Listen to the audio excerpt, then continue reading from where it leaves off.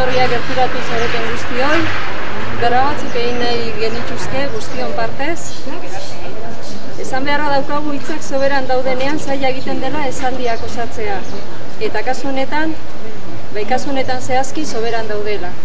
Zer esan diezaiekegu gure ondorengoei, gure etorkizuna diren horiei. Zer esan diezaiekegu gure iraganekoei, jakitun diren horiei, gertatzen ari denaz. Hausnarketa punto sakun batera heldu gara.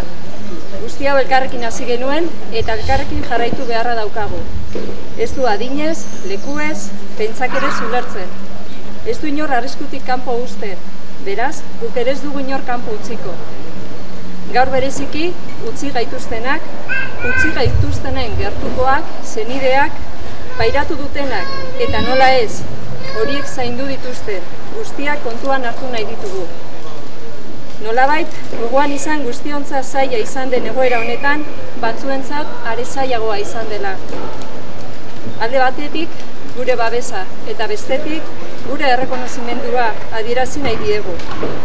Beraz, oso labur, mila esker bihotzez, gogor lanetan aritu diren alor guztietako langilei, bereziki osasun langilei. Mila esker modu egokienean egoera zail hau aurrera eraman duten herritar guztiei. Eta bezarkada bero bat, modu batera edo bestera, bakarrik edo distantziara norbait galdu duten guztiei. Txalo hauek zuentzat dira.